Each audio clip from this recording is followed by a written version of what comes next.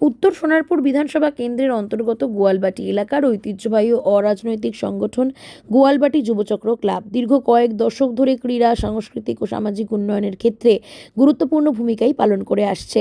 নিজেদের ঐক্যবদ্ধ প্রচেষ্টা ও সামাজিক দায়বদ্ধতার মাধ্যমে ক্লাবটি এলাকার বহু প্রতিভাবান শিশু কিশোরকে ফুটবল, ক্রিকেট ও ক্যারাটে প্রশিক্ষণের সুযোগ করে দিয়েছে। প্রায় ৩০০টিরও বেশি শিশু নিয়মিত প্রশিক্ষণের মাধ্যমে ভবিষ্যতের স্বপ্ন গড়ার পথে এগিয়ে চলেছে এই ক্লাবের হাত ধরেই। শুধু খেলাধুলো নয়, বিভিন্ন সাংস্কৃতিক অনুষ্ঠান ও ঐতিহ্যবাহী বৈশাখী মেলার আয়োজনের মধ্য দিয়ে গোয়ালবাটি যুবচক্র ক্লাব দীর্ঘদিন ধরে এলাকার সংস্কৃতি ও সামাজিক সম্প্রীতির ধারক ও বাহক হিসেবে পরিচিতি লাভ করেছে। কিন্তু হঠাৎই রাজনৈতিক পরিবর্তনের আবহে অনিশ্চয়তার ছায়া নেমে আসে ক্লাব ও এলাকার মানুষের জীবনে। অভিযোগ, আচমকাই গেরুয়া পতাকা টাঙিয়ে বন্ধ হয়ে গিয়েছে বহু বছরের ঐতিহ্যবাহী বৈশাখী মেলা। এর প্রভাব শুধু সংস্কৃতির ওপরই পড়েনি, ক্ষতিগ্রস্ত হয়েছেন বহু ক্ষুদ্র ব্যবসায়ী ও সাধারণ মানুষের রুজি রোজগারও। সবথেকে বড় ধাক্কা লাগে সেই সব ছোট ছোট শিশুদের মনে, যাদের চোখে ছিল স্বপ্ন আর ভবিষ্যৎ গড়ার আশা। এলাকারও সংস্কৃতি প্রেমী ও সাধারণ মানুষের মনেও একাধিক প্রশ্ন ঘুরপাক খেতে শুরু করে। কেন বন্ধ হলো এই ঐতিহ্যবাহী বৈশাখী মেলা? শিশুদের ভবিষ্যৎই বা কেন এইভাবে আটকে গেল? কোন পথে এগোবে তাদের ভবিষ্যৎ? এই সমস্ত প্রশ্নের উত্তর খুঁজতেই সাংবাদিকদের একাংশ পৌঁছে যান গোয়ালবাটি যুবচক্র ক্লাবের ফুটবল ময়দানে, যেখানে ভারতীয় হিন্দু শক্তি ফাউন্ডেশনের উদ্যোগে এক সম্মাননা অনুষ্ঠানে উপস্থিত ছিলেন উত্তর সোনারপুর বিধানসভা কেন্দ্রের নবনির্বাচিত বিধায়ক দেবাশিস ধর।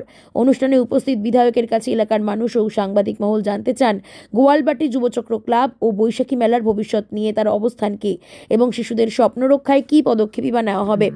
এখন দেখার এলাকার ঐতিহ্য, সংস্কৃতি ও ভবিষ্যৎ প্রজন্মের স্বার্থে আগামী দিনে কি সিদ্ধান্ত নেওয়া হয় এবং গোয়ালবাটি যুবচক্র ক্লাব আবারও আগের মতো প্রাণ ফিরে পায় কিনা।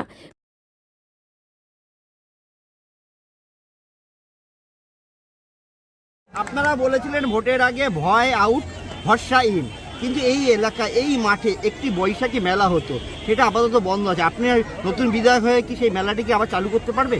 আমরা এলাকাবাসী দাবি সব কিছুর ঊর্ধ্বে কিন্তু ক্রিমিনালদের বিপক্ষে, যারা বলতে পারেন যে চার্জশিটের দাগি আসামি, তারা ছাড়া যদি, এবং যারা মানুষকে অত্যাচার করেছে তারা ছাড়া যে কোনো মানুষ আমাদের কাছে অ্যাপ্রোচ করতে পারেন। আমরা অনুভূতির সাথে প্রত্যেকটি জিনিস কিন্তু তার ব্যাপারটা খতিয়ে দেখে যথাযথ ব্যবস্থা, এবং সেটা তো লোকাল মানুষই বলতে পারবে। এবার এখানকার নিজস্ব আমাকে কিন্তু কেউ এসে এক্সপ্লেন করেনি যে কেন বন্ধ হয়েছে বা আদৌ আমরা এটা করতে চাই। আমার কাছে এলে আমি তার জন্য যতটা সহযোগিতা সেটা নিশ্চয়ই করব।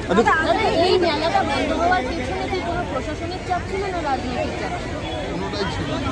আমি বলছি তো, প্রশাসনিক দিক থেকে আমাকে যদি কেউ বা রাজনৈতিক দিক থেকে করলে আমি প্রশাসনের কাছে পাঠাবো, বা প্রশাসনও যদি আমার কাছ থেকে জানতে চায় আমার যা অভিমত, যেটা আপনাদের বললাম একটি অভিমত। এলাকাবাসী যে আশ্বাস দিচ্ছেন আপনি পাশে আছেন, এই মেলাটা হতে পারে।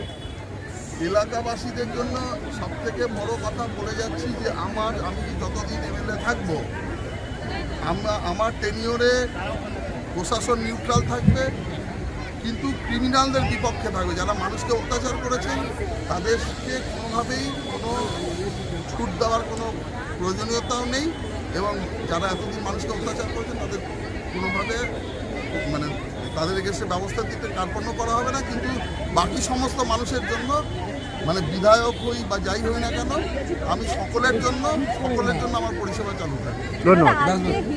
এলাকার বাসী এখানকার, এবং এই মাঠে আপনি ভালো করেই জানবেন একটা মেলা হতো, বৈশাখী মেলা। তো এলাকার লোক বা এখানকার লোক বিধায়কের কানে আমরা বললাম, আমাদের মাধ্যমে শুনলো। আপনারা কি অকিবল বা আপনারাও কি বিধায়ককে বলবেন যে এই মেলাটা পুনরায় আবার চালু করার জন্য?